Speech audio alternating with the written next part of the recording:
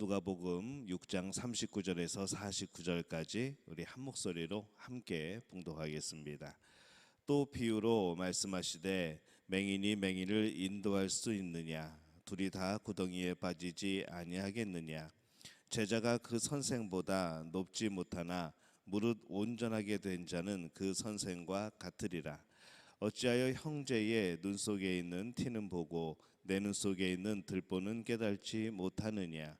너는 내 눈 속에 있는 들보를 보지 못하면서 어찌하여 형제에게 말하기를 형제여 나로 내 눈 속에 있는 티를 빼게 하라 할 수 있느냐?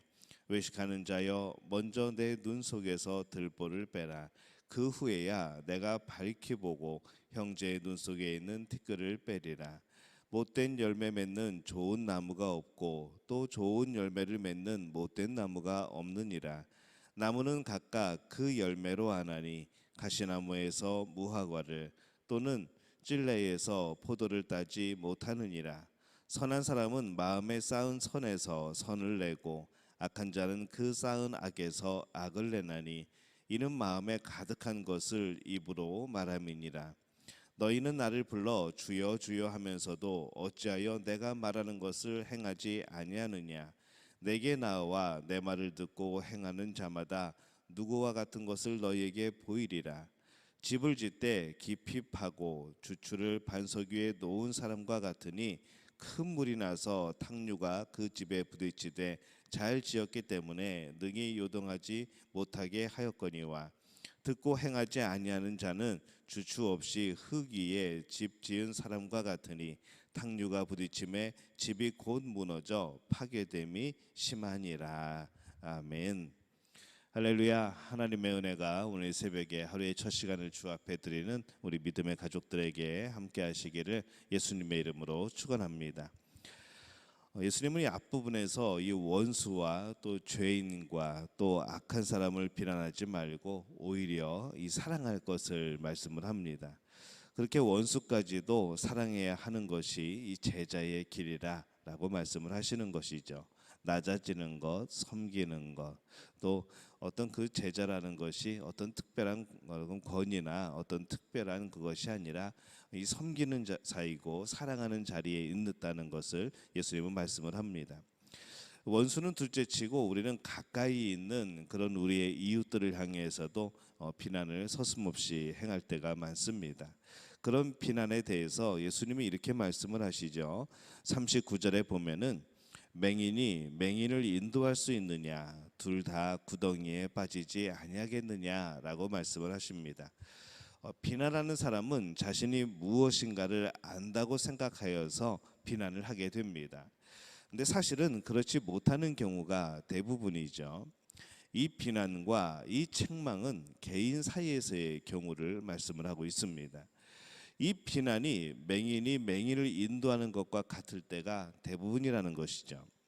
사실 그 비난은 자기 안에 어떤 컴플렉스를 가지고 있을 때가 많고 그것을 감추기 위하여서 나도 모르게 오히려 그 같은 것을 공격하게 되는 그런 자기 자신의 컴플렉스, 또 때로는 자기 자신의 교만, 또 미움 등에서 그 모든 것이 나오게 되는 것이 대부분의 그런 모습들입니다. 그리고 그 비난이 옳다고만은 할 수 없는 것이죠. 이 비난하는 사람은 분명히 내가 옳다고 생각하여서 비난을 할 것입니다. 그런데 사실은 그렇지 않은 경우도 많습니다.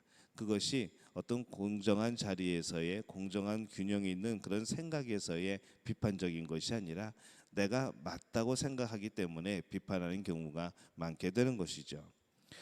누군가 누구를 비난합니다. 그런데 들어보면은 사실 비난거리가 아닌 경우도 굉장히 많이 있습니다.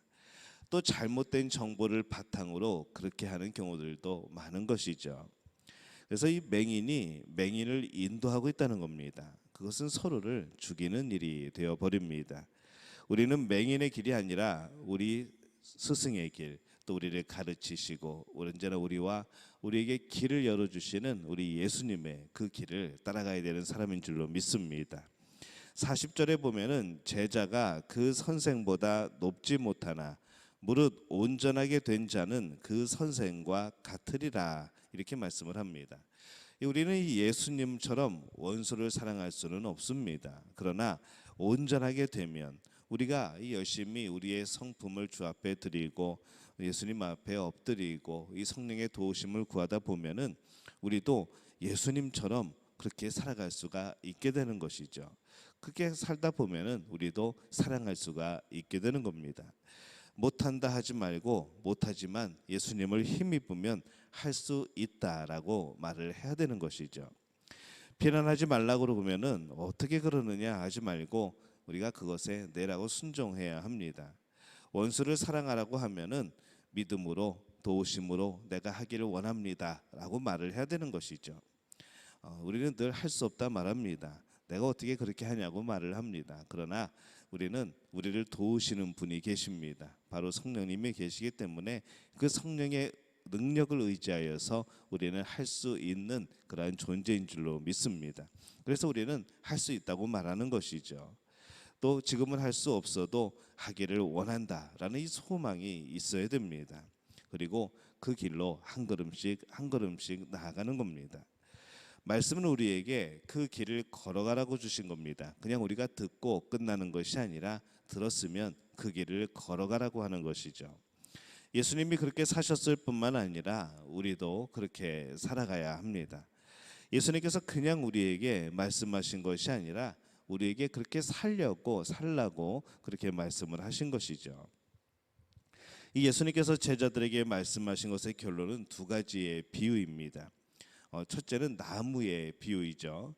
44절에 보면은 나무는 각각 그 열매로 아나니 가시나무에서 무화과를 또는 찔레에서 포도를 따지 못하느니라 이렇게 말씀을 합니다. 제자는 그럴듯한 말이 아니라 그가 행하고 있는 것으로 증명이 되는 것이죠. 비난함으로 생기는 다툼이나 미움은 이 제자의 열매가 아니고 원수까지도 사랑하는 마음에서 나오는 사랑, 이 아름다움이 제자의 증표입니다. 이것은 신앙이 고백이 아니라 순종으로 증명된다고 말씀하는 것이죠.